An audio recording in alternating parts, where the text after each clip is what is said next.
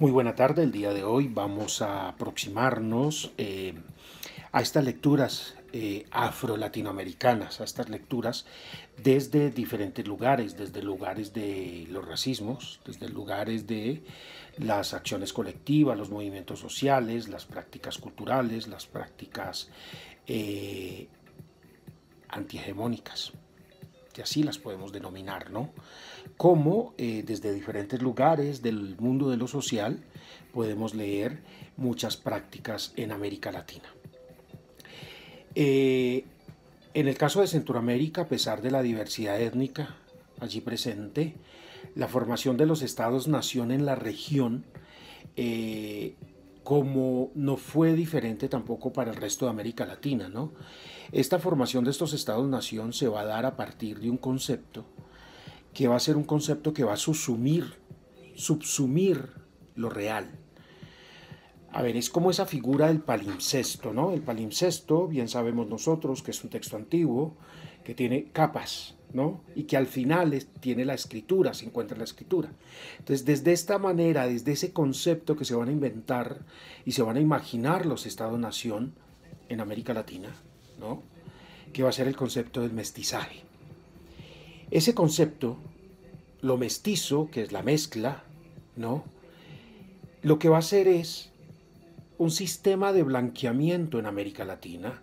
Y ese sistema de blanqueamiento, porque van a poner todo en ese concepto, en lo mestizo. Entonces, en lo mestizo, lo indígena, en lo mestizo, lo negro, en lo mestizo, lo campesino, en lo mestizo, lo no blanco. En algunos momentos y en algunos medios podemos ver cómo lo mestizo actualmente está muy desterrado, ¿no? Pero en la academia, en los textos, ahí sí encontramos el concepto de mestizo y de mestizaje, ¿no? En, en la academia, en los últimos tiempos también se viene trabajando un concepto que es el blanco mestizo, ¿no? Que es el reconocimiento que tenés un origen blanco, pero que tenés un origen que es o con indígena, con negro, con gitano, campesino, y esto también tiene sus discusiones, también tiene sus defensores, sus detractores, pero concentrándonos en esta cuestión de las fundaciones, de lo que fue el Estado-Nación en América Latina, además una fundación de unos Estados-Nación que se van a inaugurar en la exclusión, que se van a inaugurar con unas élites locales, medias rancias, ¿no? Muy coloniales, absolutamente, con una colonialidad del poder, del ser, del saber, que son colonialidades absolutamente inyectadas, especialmente de Europa, en el caso colombiano, por esta conquista, que conquista es lo menos que es, porque cuando hay conquista hay flirteo, hay coqueteo, y aquí lo menos que hubo fue eso. Acá lo que hubo fue desterritorialización, desarraigo, masacres, bueno, todo lo que ustedes quieran ver y que encierran estos procesos violentos. Estas élites se van a fundar y van a contar la historia a su manera, ¿no? Van a narrar la historia desde los vencedores, desde ellas y ellos, los ejércitos, pero no van a hablar de las cordialidades, no van a hablar de las y los actores sociales que estaban implicados y que estaban desde abajo. Por eso aquí hay una palabra muy importante que tiene que ver cómo nosotros leemos y entendemos la historia desde las bases. Ranaji Guha, dentro de los estudios de la subalternidad de la India, nos va a hablar de la lectura contrapelo, de cómo esa lectura contrapelo nos va a dar cuenta de las y los subalternos. Y esa subalternidad se va a dar porque hay una élite. Entonces, si hay una élite, hay un subalterno, ¿no? Claro, caemos en la dicotomía Oriente-Occidente, en esta cuestión dicotómica, pero también lo tenemos que leer y lo tenemos que reconocer porque para el momento de la fundación del Estado-Nación se va a pensar así. Entonces ahí va a llegar y va a arribar este concepto del mestizaje. El mestizaje no es otra cosa que no reconocer lo negro, que no reconocer lo indígena y poner el mestizo que va a ser, cuando yo hablo de mestizo, yo no hablo de alguien negro, no hablo de alguien indígena, sino de alguien mezclado. O sea, le bajo la densidad a lo original, le bajo la densidad a lo que es real. Entonces el mestizaje va a venir a encubrir. Por eso, cuando nosotros hoy día nos ponemos a mirar dentro de, de estos proyectos de Estado-Nación blanqueadores, ¿no? Exterminadores también, porque si nosotros miramos en el sur, ¿qué pasó con las comunidades negras y qué pasó con los pueblos indígenas? Ahí no podemos desprender estas lecturas de las comunidades y de los pueblos. A los pueblos indígenas mapuches del sur, hay una campaña de Roca, el que fue presidente argentino, la campaña del desierto, que fue y borró con la planadora.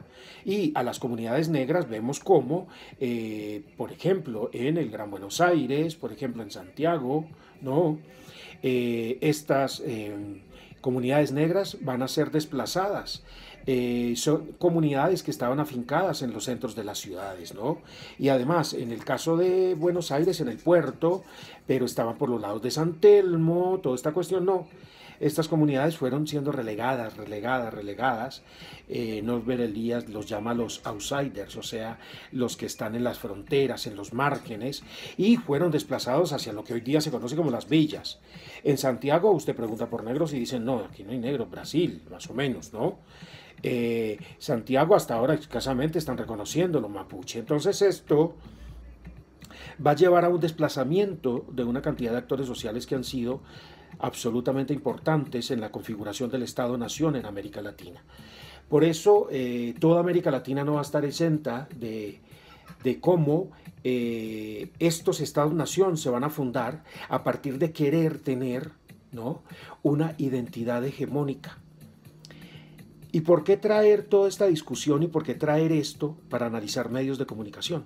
Porque todavía seguimos representando en los medios de comunicación esa identidad hegemónica. Hablar de lo peruano, hablar de lo ecuatoriano, hablar de lo venezolano, hablar de lo mexicano, hablar de lo colombiano, sin la diversidad. Porque se habla de una identidad hegemónica que es producto de esos estados-nación que querían ser blancos, descendientes de europeos, sin ninguna tachadura, como lo denominaban en su momento, ni ninguna rayadura del papel. Querían ser blanquísimos. Entonces, en esas mismas lecturas nosotros tenemos que ver muy bien esos contenidos, de cómo seguimos leyendo, de cómo los medios de comunicación siguen interpretando, siguen representando, ¿no? En ese mismo proceso de representación, cómo el canon de belleza todavía sigue siendo y sigue estando en el centro lo blanco. Y ahí entramos a discutir también qué es lo blanco en América Latina. ¿Qué es lo blanco en América Latina si cuando nosotros salimos de América Latina y nos vamos a un país europeo no dejamos de ser sudacas, latinos y negros? Porque los colores de nosotros, claro, a mí me pueden llamar blanco perfectamente, pero no soy blanco, soy mestizo. O forcémoslo, blanco mestizo. Entonces es a partir de esos reconocimientos, porque nosotros, como hereditarios del Abya Yala, hereditarios de las comunidades negras, de los pueblos indígenas, y siendo de origen campesino, como lo es América Latina, no podemos desconocer los procesos que han borrado las identidades varias para querer aunar a toda una nación a una sola identidad, ¿no? Esas identidades que ellos creen fijas, que creen cerradas, terminadas y que nunca van a hacer eso, porque como lo explicaba anteriormente, en los procesos subjetivos hay transformaciones, hay cambios, ¿no? Hay flujos. Muy bien, en Centroamérica, sin embargo, la realidad de la región muestra que actualmente hay unos debates sociales, unas discusiones que están profundizando los matices, ¿no?, del racismo, los matices y las particularidades de las pertenencias. Ya nosotros podemos hablar en México y ver algunos trabajos de afromexicanos, podemos hablar afroguatemaltecos, ¿no?, afropanameños, afrosalvadoreños, entonces afropuertorriqueños.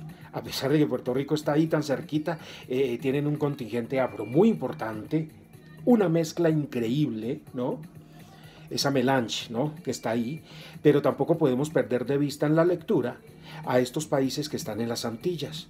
Un caso de ellos, como lo había mencionado, Martinica, por ejemplo, Fort-de-France es una nación, un 98% de población negra, que fue colonia francesa, pero, y que siguen siendo, ¿no?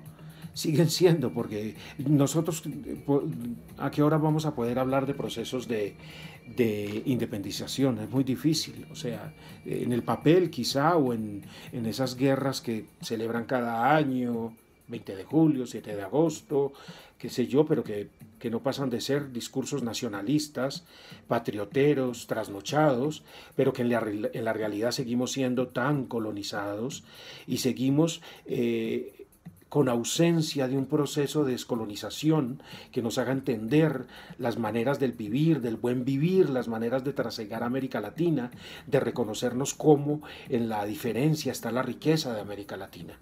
Entonces, eso mismo lo traigo para que pensemos cuando vemos un programa de televisión, cuando escuchamos un programa de radio, cuando vemos un documental, cuando vemos una película, cuál es la representación de lo negro. ¿Cuál es la representación de lo afro? ¿Cómo se está representando? ¿Qué códigos se están dando a conocer? ¿Se está trabajando y se está narrando desde el estereotipo nomás? ¿O ya hay otras búsquedas? Otras búsquedas, como un ejemplo, la película Chocó, ¿no? O otras búsquedas como el profesor Superó, que al comienzo quería hacer un análisis del lenguaje y no ser tan racista y cayó en unos estereotipos y cayó reproduciendo lo mismo que criticaba, ¿no? Y a nosotros nos pasa muchas veces y tenemos que ser conscientes de ello. Muchas veces queriendo resaltar, visibilizar problemáticas, terminamos cayendo en lo mismo que criticamos. Entonces, eso es muy importante, eso es muy interesante para que lo tengamos en cuenta a la hora de analizar los artefactos comunicativos, ¿no? Y en ese mismo contexto, uno se preguntaría, ¿cuánto de los medios de comunicación que nosotros consumimos nos dan a conocer, por ejemplo, las acciones colectivas de comunidades negras que se dan en América Latina? ¿Cuánto conocemos del candombe? El candombe del sur de Brasil, del candombe de Uruguay y el candombe argentino. No, se conoce mucho el candombe uruguayo porque es patrimonio inmaterial, ¿no? Porque fue declarado y porque en Uruguay es una lectura que yo hice. Allí hay un resaltamiento, incluso una exotización de lo negro. Se reconoce muchísimo, pero lo indígena está subsumido, lo indígena está relegado, ¿no? Hay un corrimiento de reconocimiento de lo indígena. Entonces eso es muy interesante verlo. En Argentina hay agrupaciones que trabajan candombe, algunas lo trabajan desde el reconocimiento, desde lo identitario, otros lo trabajan desde lo artístico, porque también ahí es una forma de llenar la lonchera, ¿no? También como en Bolivia, por ejemplo, lo afroboliviano, la saya, los bailes, que son de un carácter indígena, como todos sabemos por cultura general, de un país con un porcentaje alto de pueblos indígenas. Lo afro tiene mucha mezcla, pero hay un reconocimiento de lo negro también.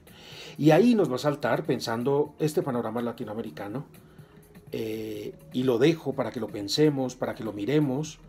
Es un concepto que no se ha trabajado mucho, que hay deudas, que uno quisiera trabajarlo, pero entre pandemias y demás, entre tiempos, es muy difícil. Es un concepto que yo conocí hace un tiempo porque conocí una poetisa de La Guajira y ella se enunciaba como afroindígena. ¿Qué será para nosotros, latinoamericanos, lo afroindígena? En algún momento los medios de comunicación se han pensado desde ese lugar. En algún momento los medios de comunicación, cuando relatan lo campesino, relatan también que dentro de lo campesino está lo afro, que dentro de lo campesino también está lo indígena, lo gitano. En algún momento los medios de comunicación van a poder ir más allá del estereotipo. Pues bueno, esto es parte de nuestro trabajo, esto es parte de nuestras lecturas, esto es parte de la visibilización de todas nuestras problemáticas, esto es parte del aporte que podemos ir haciendo desde diferentes lugares, desde la academia, desde los movimientos sociales, de esos movimientos sociales negros que se han hecho tan importantes en América Latina después de 1991 con la eclosión del zapatismo mexicano y empezaron a eclosionar los movimientos étnicos en América Latina. Y dentro de eso el movimiento afro-uruguayo es un movimiento fortísimo.